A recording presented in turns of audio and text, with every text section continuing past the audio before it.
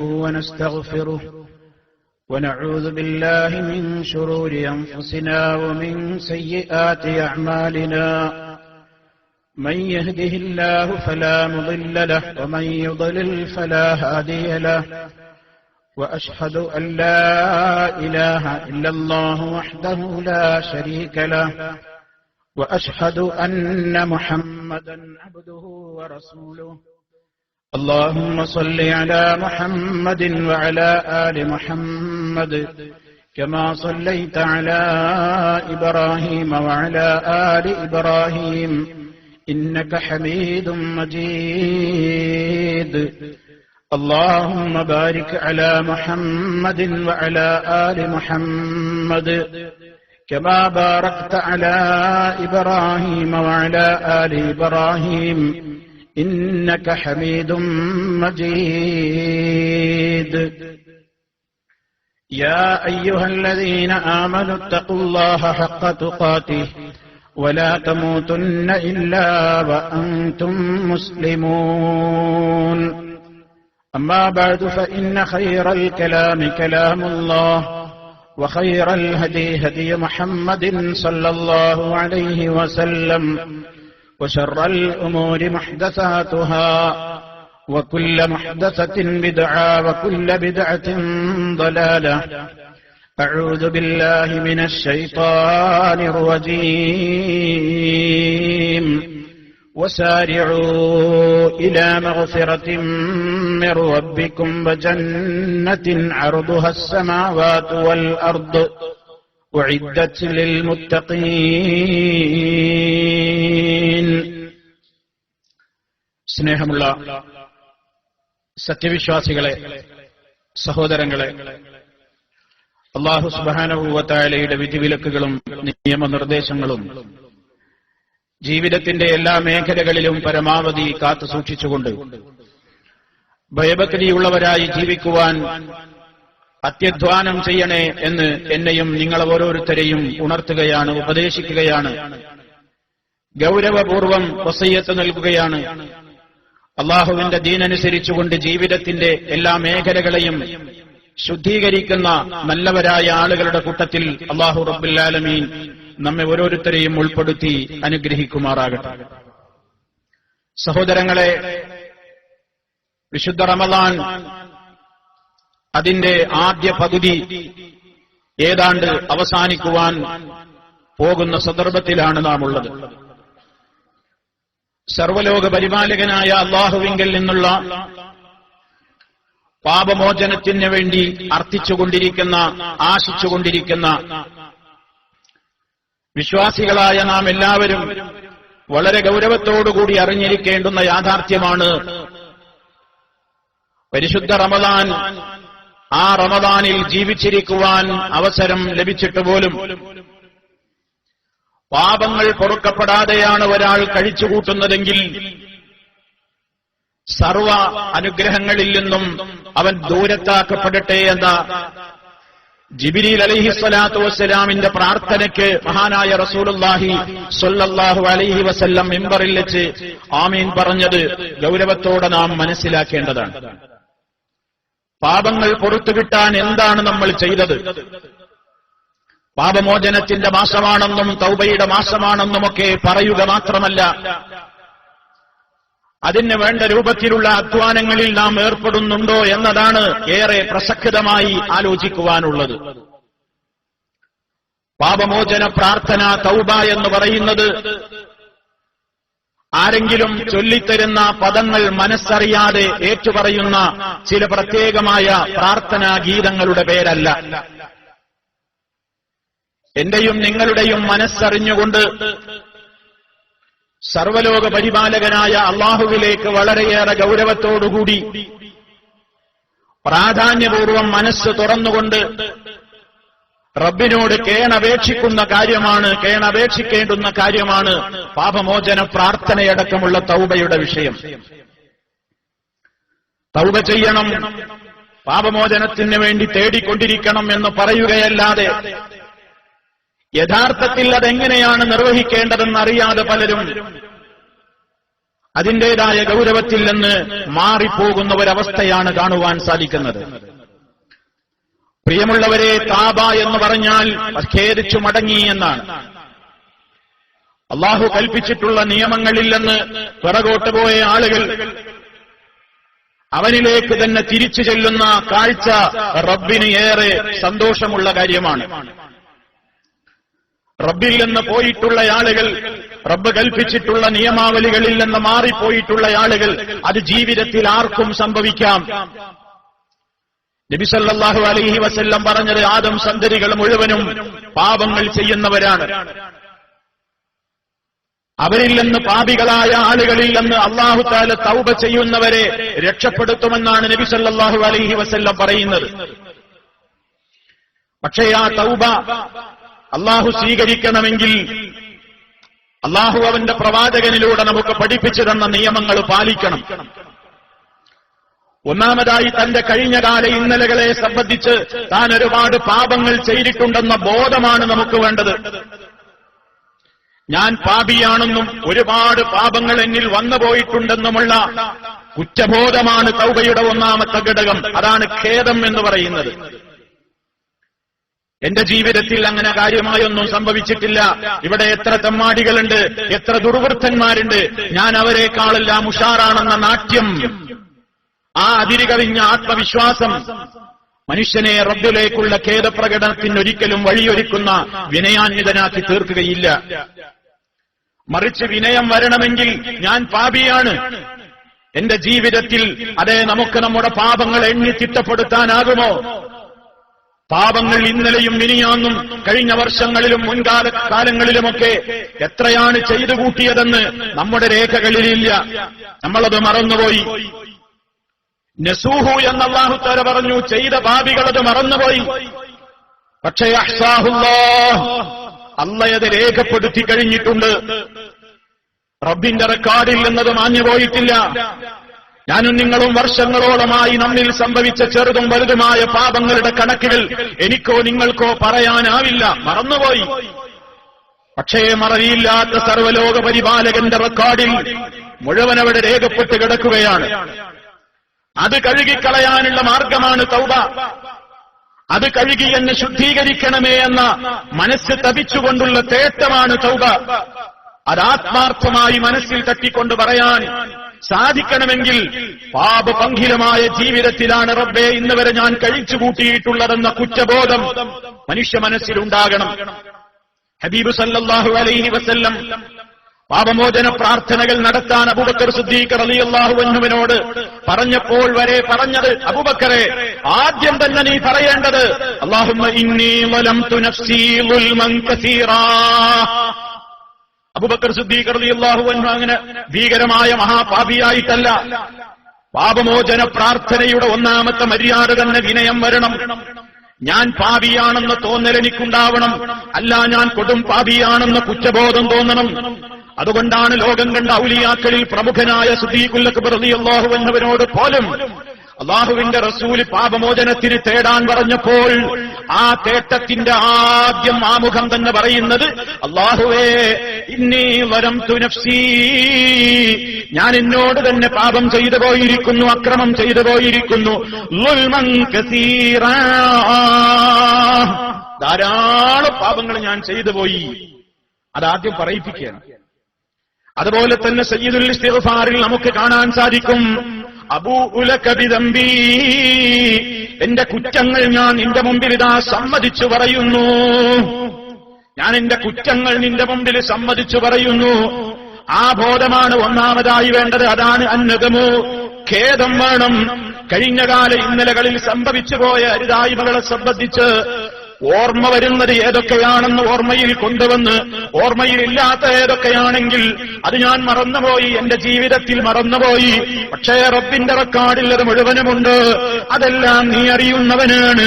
അല്ലാഹുമ്മ ഗ്ഫിർ ലീ മാ ഖദ്ദംതു വമാ അഖർതു വമാ സറർതു വമാ അലൻതു വമാ സറഫ്തു വമാ അൻത അഅലമു ബിഹി മിന്നീ, നീയാണ് എല്ലാം എന്നെപ്പറ്റി അറിയുന്നവനെന്ന് ആ പാപമോചനത്തിന്റെ തേട്ടത്തിലും റബ്ബ് ഉൾക്കൊള്ളിച്ചു കഴിഞ്ഞു.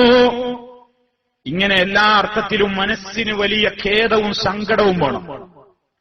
ആ ഖേദവും സങ്കടവും വരുമ്പോഴാണ് മനസ്സിൽ നിന്ന് വല്ലാത്ത സങ്കടം വരുമ്പോഴാണ് കണ്ണുനീര് വരുന്നത്. ഇതിന് കിട്ടാനുള്ള ശിക്ഷകൾ നമ്മൾ ഓർക്കുകയാണ്. റബ്ബിന്റെ കോടതിയിൽ ഒരു സെക്കൻഡ് നേരം പോലും നരകശിക്ഷ അനുഭവിക്കാൻ കെൽപ്പില്ലാത്തവരാണ് ഞാനെന്ന ബോധം വരുമ്പോ ആ ഖേദത്തിന്റെ മനസ്സോടുകൂടി കഴിഞ്ഞകാല ഇന്നലകളിൽ സംഭവിച്ചതിനെ സംബന്ധിച്ച് കൃത്യമായി ഖേദിക്കുകയും ഇനി അങ്ങോട്ടുള്ള ജീവിതത്തെ സൂക്ഷ്മതയോടുകൂടി ജീവിക്കുകയും തിന്മകൾ ഇനി വരാതെ നോക്കുകയും, ഇതൊക്കെ തൗബന്റെ ഘടകങ്ങളാണ്. പക്ഷെ നമ്മുടെ തൗബ അങ്ങനെയൊന്നുമല്ല. നമ്മുടെ തൗബ അസ്തഗ്ഫിറുല്ലാഹ്, പുറത്തു തരണേ അല്ലാഹ്, ഇപ്പൊ തെറ്റ് ചെയ്യാൻ ചാൻസ് ഇല്ല, ചാൻസ് കിട്ടിയാൽ ഇനിയും ചെയ്യും, ഇനിയും ചെയ്യും, ഇനിയും ചെയ്യും. തിന്മകൾ ഇപ്പൊ കാണുന്നില്ല, പള്ളിയിലിരിക്കുമ്പോ തിന്മയൊന്നുമില്ല. പള്ളിയിലിരിക്കുമ്പോ എല്ലാവരും ഒന്നിച്ചതാ ഒരു നല്ല ഭക്തിസാന്ദ്രമായ അന്തരീക്ഷമാണ്. പക്ഷേ പള്ളി വിട്ട് വീട്ടിൽ പോയാൽ ഞാൻ അവസരങ്ങൾ കൈവരുമ്പോ എന്റെ സ്വകാര്യ ജീവിതത്തിൽ എനിക്ക് ആനന്ദിക്കാനുള്ളത് ഞാൻ ആനന്ദിക്കും, എനിക്ക് കേട്ടുരസിക്കാനുള്ളത് ഞാൻ കേട്ടുരസിക്കും, എനിക്ക് കണ്ടുരസിക്കാനുള്ളത് ഞാൻ കണ്ടുരസിക്കും. എന്റെ സ്വകാര്യ സമ്പാദ്യത്തിന്റെ മേഖലയിൽ ഞാനത് ഹക്കോ ബാത്തിലോ എന്ന് പരിഗണിക്കാതെ എനിക്ക് പണം കിട്ടണം എന്ന ഒരൊറ്റ ഉദ്ദേശം മുൻനിർത്തിക്കൊണ്ട് അതിന് ഞാൻ ഏത് രൂപത്തിലുള്ള മാർഗവും സ്വീകരിക്കും എന്ന രൂപത്തിൽ തൗബ ചെയ്ത് മടങ്ങിപ്പോയാൽ അല്ലാഹുവിന്റെ കോടതിയിൽ അതിന് യാതൊരു വിലയുമില്ല. ആ തൗബ അല്ലാഹ് കബൂലാക്കൂല, ആ തൗബ കബൂലാക്കൂല. ഇന്ന് വരെയുള്ള ജീവിതത്തെക്കുറിച്ചുള്ള നെടും ഖേദം, അത്തരത്തിലുള്ള ഒരു തിന്മയിലേക്കും ഇനി വരാതെയുള്ള സൂക്ഷ്മത, ഭാവി ജീവിതത്തിൽ അതിലേക്ക് അടുക്കുക പോലും ചെയ്യാത്ത നിരക്കുള്ള കൃത്യമായ തഖ്വ, ഇതൊക്കെ നിർത്തിക്കൊണ്ട് വേണം, ഇതൊക്കെ നിലനിർത്തിക്കൊണ്ട് വേണം അള്ളാഹുവിനോട് പാപമോചനത്തിന് തേടാൻ. അങ്ങനെ തേടിയാലേ അല്ലാഹ് സ്വീകരിക്കൂ. ഇതൊക്കെ റഹ്മാനായ റബ്ബും നമ്മളും തമ്മിലുള്ള ഇടപാടിന്റെ കാര്യമാണെങ്കിൽ സൃഷ്ടികളുമായിട്ടുള്ള ഇടപാടുകളിൽ സാമ്പത്തികമായി കൊടുത്തു വീട്ടാനുണ്ടോ, കൊടുത്തു വീട്ടണം. അവധി നിനക്കാവശ്യമുണ്ടോ, അവധി ചോദിച്ചു വാങ്ങണം. അക്രമങ്ങൾ ചെയ്തിട്ടുണ്ടോ, പൊരുത്തപ്പെടിക്കണം. അപമാനിച്ചിട്ടുണ്ടോ, അവനോട് പൊരുത്തം വാങ്ങണം. ഏതൊക്കെ നിലക്ക് നീ സൃഷ്ടികളുമായിട്ടുള്ള ഇടപാടുകളിൽ നിന്നിൽ നിന്ന് അബദ്ധങ്ങളും പോരായ്മകളും സംഭവിച്ചുവോ അത് സൃഷ്ടികളോടും പറഞ്ഞതിന്റെ ശേഷം അവർ ജീവിച്ചിരിക്കുന്നവരാണെങ്കിൽ, അവരുമായി നിനക്ക് ബന്ധപ്പെടാൻ അവസരമുണ്ടെങ്കിൽ അവരുമായും പൊരുത്തപ്പെടിച്ചതിന്റെ ശേഷം അല്ലാഹുവിനോട് പൊറുക്കലിനെ ചോദിക്കണം. ഇങ്ങനെയുള്ള ഘടകങ്ങളൊക്കെ പൂർത്തിയായാലാണ് അല്ലാഹു തൗബ സ്വീകരിക്കുക. അങ്ങനെ സ്വീകരിക്കാൻ അല്ലാഹു തആല പറയുന്നത്, അങ്ങനെ നിങ്ങൾ എന്നിലേക്ക് മടങ്ങാൻ തയ്യാറുണ്ടോ എങ്കിൽ അല്ലാഹു തആല പറയുന്നത്, മരുഭൂമിയിലെ പ്രയാസപൂർണമായ യാത്രക്ക് വേണ്ടി ഒരു വാഹനം, ഒരാൾ ഒട്ടകപ്പുറത്ത് വാഹനത്തെ തയ്യാറാക്കി. ആ കാലഘട്ടത്തിലുള്ള മൃഗങ്ങളാണല്ലോ അന്നത്തെ വാഹനം. അങ്ങനെ ഒരു മനുഷ്യൻ അയാളുടെ യാത്രാ ഒരുക്കങ്ങളൊക്കെ, അത് ബസ്സും കാറും ഫ്ലൈറ്റും ഒന്നുമില്ലല്ലോ. മരുഭൂമിയുടെ മരുക്കപ്പൽ എന്നറിയപ്പെടുന്ന ഒട്ടകങ്ങൾ, ആ ഒട്ടകപ്പുറത്ത്, വാഹനപ്പുറത്ത് മാസങ്ങളുടെ വഴിദൂരം സഞ്ചരിക്കാനുള്ള ഒരു മുസാഫിറിന് ആവശ്യമുള്ളതൊക്കെ ഒട്ടകപ്പുറത്താണ്. അതിന്റെ മുകളിലാണ് അവന്റെ വെള്ളമുള്ളത്, ഭക്ഷണമുള്ളത്, പാനീയമുള്ളത്, സൗകര്യങ്ങളുള്ളത്, എല്ലാം ആ വാഹനത്തിലാണുള്ളത്. അങ്ങനെയുള്ള ഒരു വാഹനപ്പുറത്ത് യാത്ര ചെയ്ത് ഒരൽപ്പം വിശ്രമത്തിന് വേണ്ടി ഒരു ഭാഗത്ത് യാത്രക്കാരൻ ഇറങ്ങിയപ്പോൾ കുറച്ചു കഴിഞ്ഞപ്പോഴേക്ക് തന്റെ എല്ലാമായ വാഹനം നഷ്ടപ്പെട്ടിരിക്കുന്നു. അങ്ങനെ ഒരു മരുക്കാട്ടിൽ ഒരു യാത്രക്കാരൻ അകപ്പെട്ടാൽ അയാളുടെ മനസ്സിന്റെ വിമ്മിഷ്ടവും പ്രയാസവും ദുഃഖവും സങ്കടത്തിന്റെയും അളവ് ആർക്കാണ് നിർണയിക്കാനാവുക? ആർക്കെങ്കിലും നിർണയിക്കാനാവോ? എല്ലാമായിരുന്ന തന്റെ വാഹനം കാണാനില്ല, ആരെയും ഫോൺ വിളിച്ചറിയിക്കാനില്ല, മരുഭൂമിയാണ്. ആ കാലഘട്ടത്തിലെ കാര്യം റസൂലുള്ള പറയാണ്. അങ്ങനെയുള്ള ദുർഘടമായ ഒരു യാത്രക്കിടയിൽ തന്റെ എല്ലാമായ വാഹനം നഷ്ടപ്പെട്ടു പോയി. അയാൾ ഒരുപാട് തെരഞ്ഞു നോക്കി, എവിടെയും കാണാനില്ല. അങ്ങനെ ആ മനുഷ്യനിതാ, ഞാനിതാ മരിക്കുക തന്നെ എന്ന് നിശ്ചയിച്ചുകൊണ്ട് മരണം കാത്തുകൊണ്ട് ഒരു മരത്തിന്റെ ചോടെ കിടന്നുറങ്ങപ്പോൾ അദ്ദേഹം മയങ്ങിപ്പോകുന്നു. മയക്കമുടർന്നു നോക്കുമ്പോൾ തന്നേറെ വിഷമിപ്പിച്ച തന്റെ വാഹനം, തന്റെ ഒട്ടകമിതാ താൻ കിടക്കുന്ന അതേ സ്ഥലത്തുള്ള ഒരു വൃക്ഷത്തിന്മേൽ അതിന്റെ കടിഞ്ഞാണ് ബന്ധിച്ചുകൊണ്ട് കെട്ടുപിണഞ്ഞു വന്നു നിൽക്കുന്നു. സല്ലല്ലാഹു അലൈഹി വസല്ലം പറഞ്ഞ വാചകങ്ങളുടെ നേർപരിഭാഷയാണ് ഞാൻ പറഞ്ഞത്.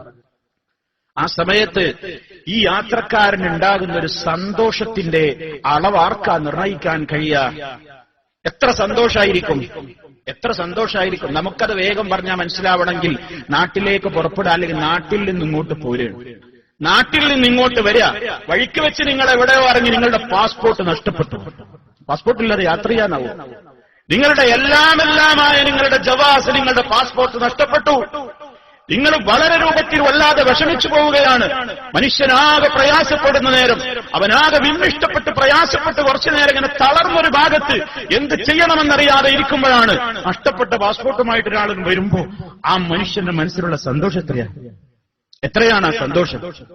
നബി സല്ലല്ലാഹു അലൈഹി വസല്ലം പറയുന്നു, യാത്രക്കാരന്റെ എല്ലാമായത് നഷ്ടപ്പെട്ട് അത് തിരികെ കിട്ടുമ്പോഴുള്ള സന്തോഷം, വല്ലാഹു അശദ്ദു ഫറഹൻ ബിതൗബതി അബ്ദിഹി മിൻ ഹദാബി റാഹിലതിഹി.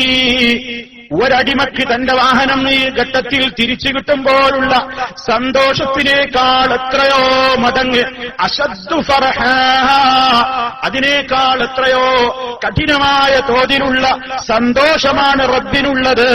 തന്റെ അടിമ തന്നിൽ നിന്ന് കൂട്ടം വിട്ട് തിരിച്ചുപോയ അടിമ, തന്റെ കൽപ്പനകളിൽ നിന്ന് തെറ്റിപ്പോയ അടിമ ഖേദത്തോടെ തന്നിലേക്ക് തന്നെ വിനയത്തോടെ തിരിച്ചു വരുന്നത് റബ്ബിന് ഇതിനേക്കാളേറെ സന്തോഷമുള്ള കാര്യമാകുന്നു. അത്ര വല്ലാത്ത സന്തോഷാണ് അല്ലാഹ്ക്ക് പശ്ചാത്തപിക്കുന്നവരോട്. അല്ലാത്ത കിബറന്മാരോട് വലിയ വെറുപ്പാണ്.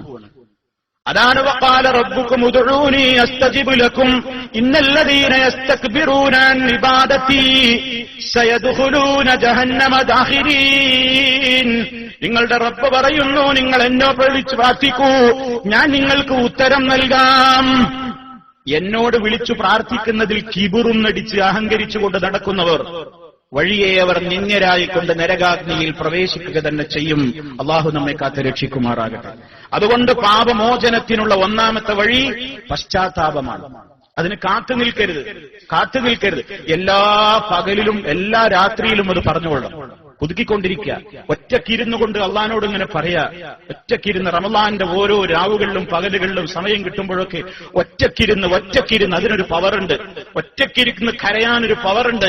അതാണ് നബി സല്ലല്ലാഹു അലൈഹി വസല്ലം പറയുന്നത്, റജുലുൻ ദക്കറല്ലാഹ ഖാലിയാ ഫഫാദത് ഐനാ. ഒരാളതാ ഒറ്റക്കിരുന്നു കൊണ്ട് തന്റെ റബ്ബിനെ ഓർക്കുകയാണ്. താൻ എന്റെ റബ്ബിനോട് കാണിച്ച നന്ദികേട് ഓർക്കുകയാണ്. തന്റെ റബ്ബിനിക്ക് കോരിച്ചൊരിഞ്ഞ് തന്നിട്ടുള്ള അനുഗ്രഹങ്ങൾ ഓർക്കുകയാണ്. അതിനൊന്നും നന്ദി ചെയ്യാൻ എനിക്ക് സാധിച്ചിട്ടില്ലെന്ന കുറ്റബോധം അവനെ പിടികൂടുകയാണ്. അങ്ങനെ ആ പ്രയാസങ്ങളുടെ ഘട്ടങ്ങളിൽ ഈ ഘട്ടത്തിലെങ്ങാനും ഞാൻ മരിച്ചുപോയാലുള്ള ഖബറിലെ എന്റെ ദുരന്തം, മഹ്ശറിലെ എന്റെ ദുരന്തം ഓർക്കുമ്പോൾ ഫഫാദത് ഐനാ, അവന്റെ കണ്ണുകൾ അതാ കൃത്യമായി തന്നെ വലിയ ചൂടുള്ള കണ്ണുനീര് കൊണ്ട് ഒഴുകി വരുന്നു. അങ്ങനെയുള്ള ആളുകൾക്ക് നാളെ ചൂടുള്ള കഠിനമായ പരലോക മഹ്ശറിൽ അള്ളാഹുവിന്റെ പ്രത്യേക തണലുണ്ടെന്നല്ലേ നബി സല്ലല്ലാഹു അലൈഹി വസല്ലം പറഞ്ഞത്. സഹോദരങ്ങളെ, അങ്ങനെ പ്രാർത്ഥിക്കാൻ നമുക്ക് കഴിയണം. ഒറ്റക്കിരുന്ന് കരയണം. അതിനേറ്റവും പരമപ്രധാനമായ സമയങ്ങൾ തെരഞ്ഞെടുക്കണം. അതെ, വെള്ളിയാഴ്ച ദിവസം ഒരു സമയമുണ്ട്. ആ സമയത്ത് ചോദിക്കുന്നതൊക്കെ റബ്ബ് കൊടുക്കാമെന്ന് ഓഫർ പറഞ്ഞ സമയമാണ്.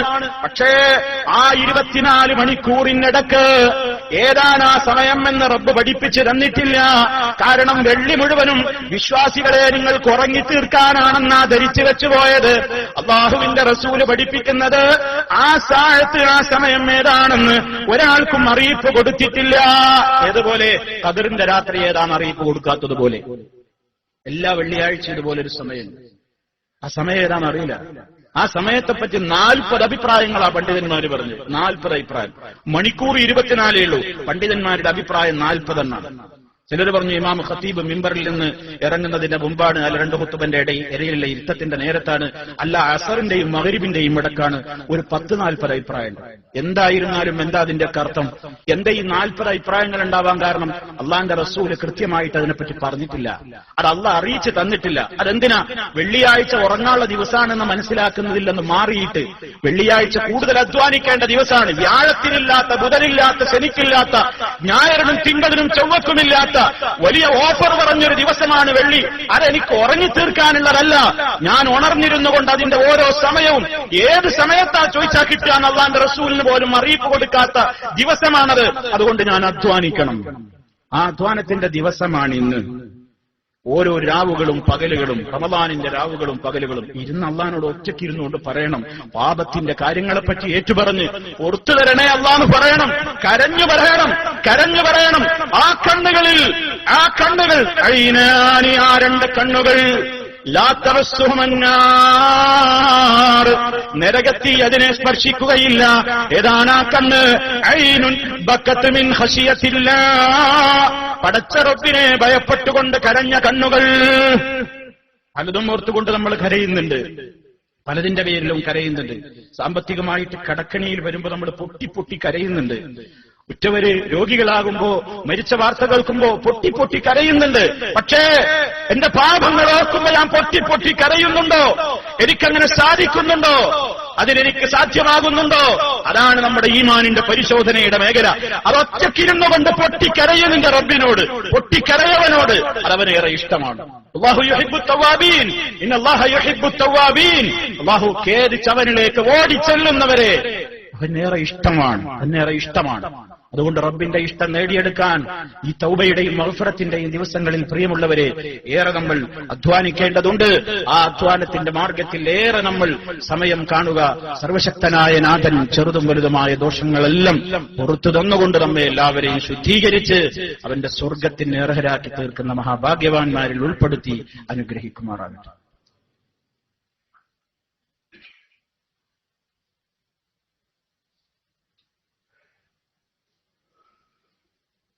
الحمد لله والصلاة والسلام على رسول الله وعلى آله وأصحابه الفائزين برضا الله أما بعد فاتقوا الله عباد الله.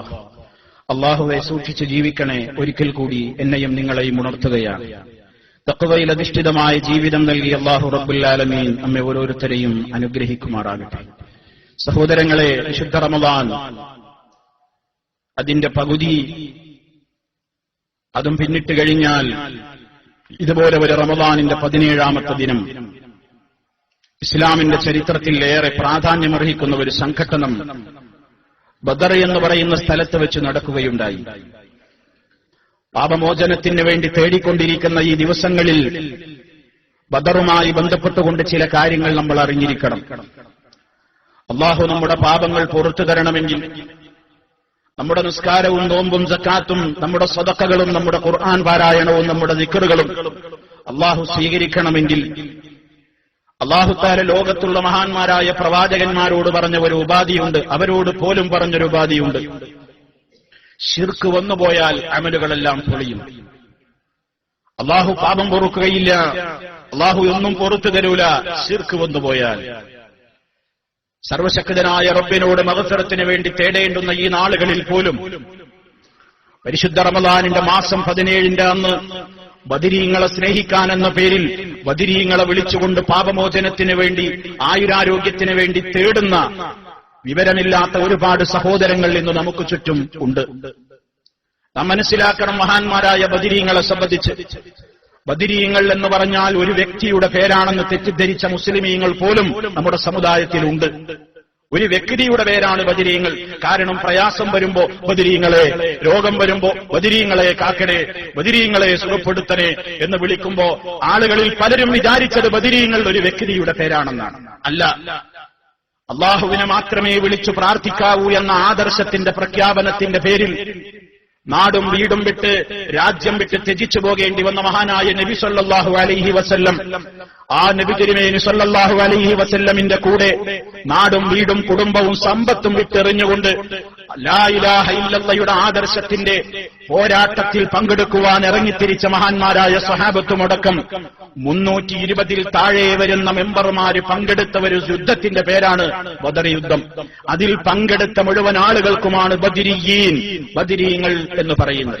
അപ്പൊ 320-ൽ താഴെ വരുന്ന ഒരു സംഖ്യയോളം വരുന്ന അത്രയും ആളുകളുടെ എണ്ണം, അത്രയും ആളുകൾ ബദരീങ്ങളാണ്. അവരുടെ നേതാവ് നബി സല്ലല്ലാഹു അലൈഹി വസല്ലമാണ്. അവരോടുള്ള മഹബ്ബത്ത്, അവരോടുള്ള സ്നേഹം നമ്മുടെ മാംസത്തിലും മജ്ജയിലും വികാരത്തിലും അലിഞ്ഞു ചേരേണ്ടതാണ്. അവരോടുള്ള സ്നേഹം നമ്മുടെ ജീവിതത്തിൽ എപ്പോഴും വേണ്ടതാണ്. എങ്ങനെയാണ് അവരെ സ്നേഹിക്കേണ്ടത്? ലാ ഇലാഹ ഇല്ലല്ലാഹ്ക്ക് വേണ്ടിയാണ് അവർ അബൂജഹലിനോട് പോരാടിയത്. അള്ളയോടും പ്രാർത്ഥിക്കണം, അള്ളയല്ലാത്തവരോടും പ്രാർത്ഥിക്കണം എന്നതായിരുന്നു അബൂജഹലിന്റെ മദ്ഹബ്. അള്ളാഹുവിന് വേണ്ടിയും മറവ് നടത്തണം, മറ്റുള്ളവർക്ക് വേണ്ടിയും മറവ് നടത്തണം എന്നതായിരുന്നു അബൂജഹലിന്റെ മദ്ഹബ്. അള്ളാഹുവിന് വേണ്ടിയും നേർച്ച കൊടുക്കണം, അള്ളയല്ലാത്ത വിഗ്രഹങ്ങൾക്ക് വേണ്ടിയും നേർച്ച കൊടുക്കണം എന്നതായിരുന്നു അബൂജഹലിന്റെ മദ്ഹബ്.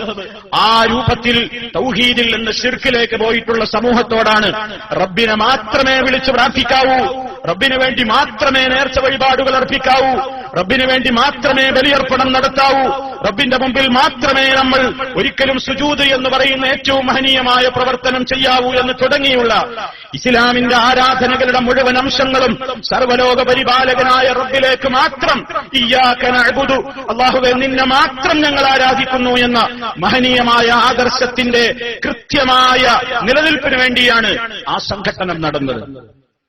ആ സംഘട്ടനത്തിൽ കുറച്ചാളുകൾ ഷഹീദുകളായി.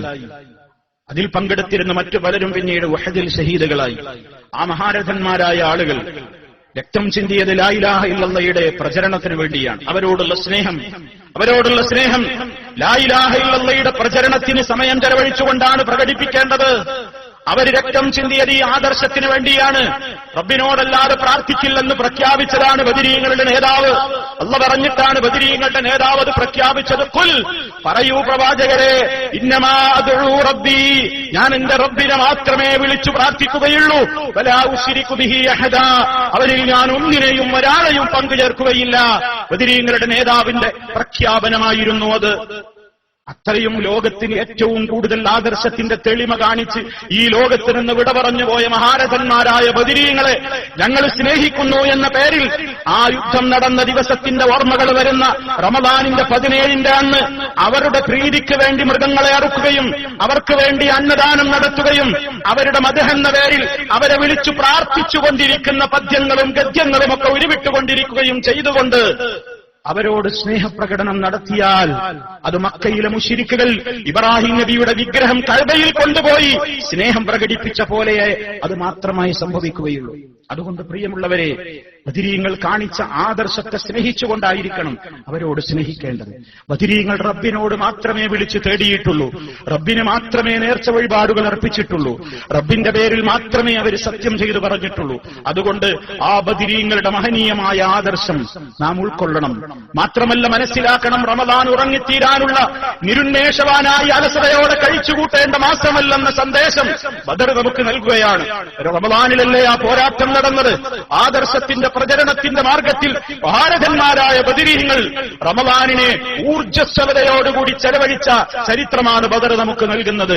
അതുകൊണ്ട് വല്ലാത്ത രൂപത്തിലുള്ള ആവേശവും അധ്വാനവുമാണ് ഇസ്ലാമികമായ രംഗത്ത് റമദാനിൽ നാം പ്രകടിപ്പിക്കേണ്ടത്.